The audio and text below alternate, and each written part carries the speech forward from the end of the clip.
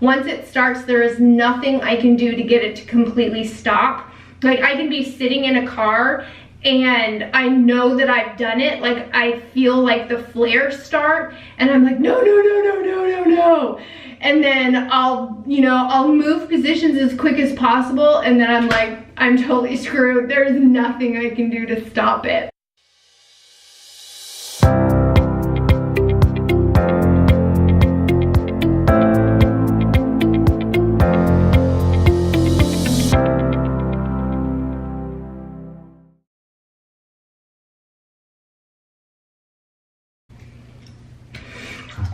Okay, this video is coming to you from my bathtub. I am gonna tell you about one of my conditions, which is actually a periphery condition off of a disease I had back in 2005. So way back, I had chicken pox. I'm pretty sure my brother and I got it at the same time. I don't remember it at all, so I must have been super young, and I thought that was it. Like, I never knew that there was anything else associated with chicken pox. So in 2005 I learned otherwise. And so that year I developed shingles, and I will put a picture in here so you can see what mine looked like. It pretty much normally only affects one side of your body. You get this like horrible rash. It's ungodly painful. So it's been 13 years since I had it, and I can still remember exactly what it felt like. I had it on the trunk of my body. I had it on my face. It got really close to my eye. Super horrible. Shockingly, it was misdiagnosed the first time as poison ivy. It was awful. It was so painful. Like, everything you hear about it is exactly what you deal with. And so I finally had all of the rash and everything clear up, but I don't really remember how quick after the shingles rash went away that I developed the secondary one. Hold on, another medicine.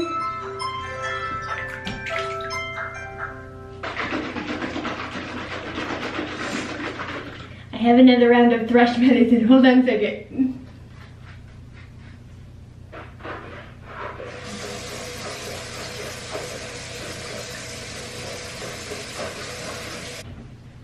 Blech.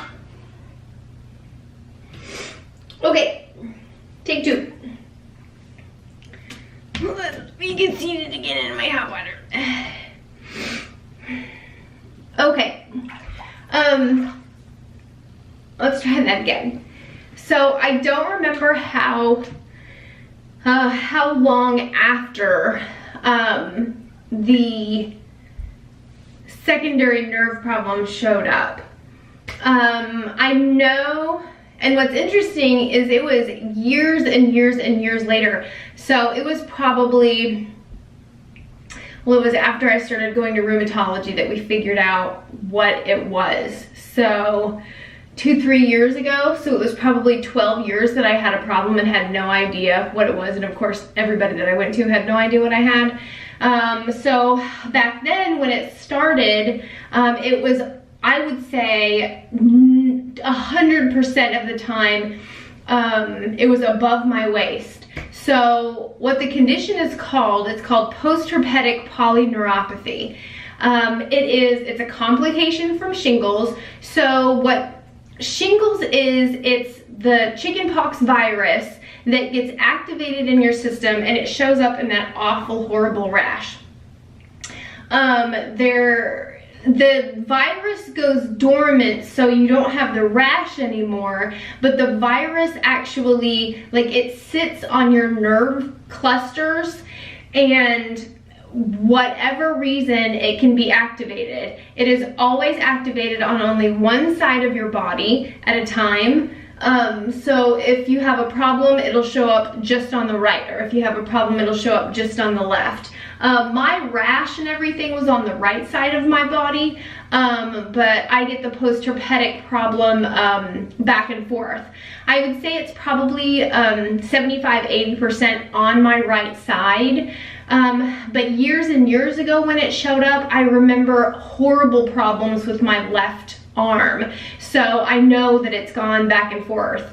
So years and years ago, on my arms, what it feels like, the best way I can describe it is it feels like someone has lighter fluid on your skin, like right underneath the top layer of your skin, and somebody has lit it on fire.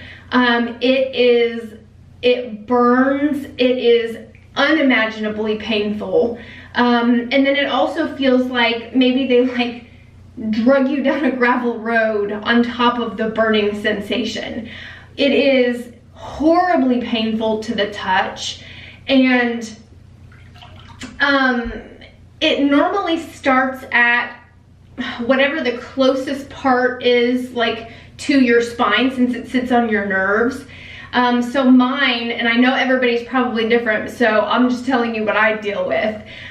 So like when it was on my arms, like it would start at it normally was on the back for whatever reason. I'm sure it has a reason. It would almost always be on the back of my arms, and it would start real close to my shoulder, and then it would slowly but surely creep down my arm, and it would normally how mine goes is it starts up here in a small area, and then it grows. So it stays up here, and then it grows down here, and then however long it's gonna grow, like it'll finally stop, and then you have this like moving pain, and it would go all the way down to the end of my arms at that point, off the back of my hand, and then it would finally stop. Mine normally take several days to complete the cycle of pain. I remember thinking I was totally nuts. No question about it. There is nothing that could be contributing to these symptoms that is not completely just jacked up mental in my head. Nobody I talked to ever had anything like that. It was awful. I remember having kind of a break, like a lull in the cycle at some point, and I was thinking, oh, praise the Lord, like maybe it finally went away. I had tried some lidocaine type things, like, you know how you have sunburn meds, you know, like aloe meds, and they have lidocaine in it that you can put on sunburn so it doesn't hurt so bad. I had tried that and had some kind of okay results, but it didn't last very long. I've got skin conditions that I tend to have flare up if I use anything like that that's over the counter, so that wasn't a real good help for me. The only thing I had really found that helped me was heat, which is interesting considering how bad it burns. But cold is absolutely the most torturous thing when any of the postherpetic stuff turns up. Cold outside, cold, like opening a refrigerator or a freezer door, horrible. I mean, it's like, it just, I wish I could explain the pain in such a way that you would really understand how bad it is. The other people now that I've talked to, since I finally know what it is, and they're like, if you have not experienced it, it is, you just can't understand how bad it is. It's literally like somebody has lit you on fire and then drug you across gravel and then taken like a cheese grater on top of your skin to finish you off. It's so painful. So bathtubs are super amazing. So I used to get in a bath, and if it was my arms, whatnot, obviously I would have to be submerged to get any type of relief from the pain. Tried over-the-counter stuff. Motrin was always my anti-inflammatory of choice, which I can't take anymore. So I had a lull. I don't remember how long it was. It was enough to give me a really nice false sense of security that I didn't have to deal with it anymore, which was unfortunately incorrect. So when I had it to start with, it was all above my waist. So if it showed up on my back, it was above my waist. If it showed up on my arms, obviously it was above my waist. And then for whatever reason, I have no idea what happened, but everything changed to below my waist and almost completely on my right side. So, so now it pretty much shows up on my right leg, which is what I have now. And I'm on the tail-ish end of it right now. And so it almost always starts at my tailbone on my right-hand side, or it starts on my labia on the right-hand side. Let me tell you how much fun those are. So it starts at the top, and it does the same thing that my arms used to do. So it starts at the top, and then it grows a certain distance. And I say grow, just the pain grows. You can see nothing on the skin. Absolutely, there's no redness, there's no swelling, there's no, you know, bumps or bruising. There's nothing. You can absolutely see nothing, which is again why I thought it was all in my head. So anyway, so it'll start at my tailbone, or in between, which is so horrible I cannot even describe. It grows a certain distance, and then the whole thing will move down my leg. More often than not, it moves down the back of my leg, like it'll start at my tailbone, it'll take over my whole right butt cheek, the back of my right leg, until it hits my knee, and then sometimes like it switches sides, and then it's still on the right side, but then it's on the front instead of the back, and then it'll go down to my foot, to the top of my foot, or it'll go all the way down, and it'll terminate at the base of my foot. So every step is like you are walking on broken glass that was on fire, and oh, it's so awful. When I started going to rheumatology, I don't even know if I had told her about it. It was just one of those random kind of things that I've dealt with for so long, special snowflake, that I didn't even think about telling people about it anymore. Like, I just used to call them raw spots because that's what they felt like. They just felt like it was completely exposed, like raw nerves. And I started looking up single-sided pain, I think is what I searched for. And lo and behold, what came up was postherpetic polyneuropathy. And it was like that, you know, like, oh my gosh, total brain exploded, mind blown moment. And I found something, I believe they're called dermatomes. I meant to look it up before I made the video, but I forgot. So I'm gonna put the picture here, and it's a map of the human body as to where the nerves go to. So they start at your spine, and then it's how they travel. So it's all color coded. So I can tell you now, when an episode hits, I can tell you which nerve it's coming off of, and I know where the pain is going to go to. So it gives me the ability to treat the area of what's hurting now and what's going to start hurting. When I finally figured out what was going on, I talked to my rheumatologist, told her what it was, and I said, you know, is there anything that I can do? Hot baths are nice, they do help. Most of the time, but sometimes they don't. Sometimes there's nothing I can do that will stop the pain. And she gave me something, prescribed something. It's called diclofenac, and it's a nerve medicine that you put on. It's just like a cream, and I can put it on several times a day, maybe 2-3 times a day. I'll put the information down here once I look it up.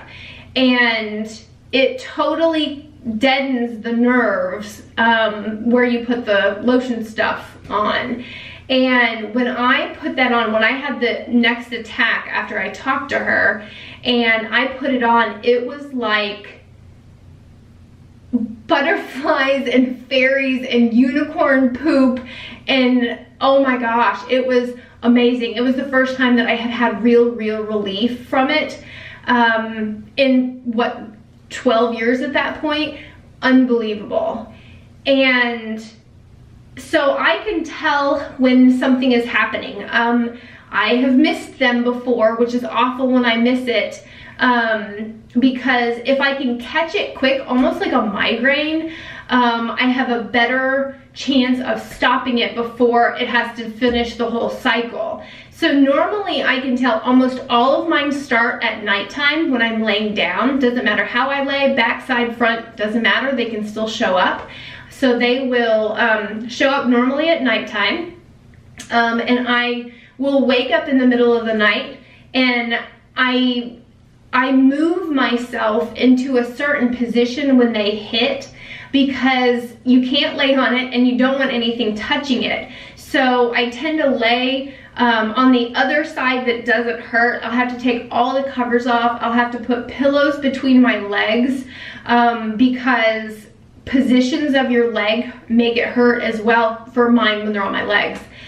And so I can get up when I realize what's going on, and I can put on this medicine. It takes about 5-10 minutes for it to totally kick in. Oh my gosh, it totally blinked out on me. So it'll numb the entire area.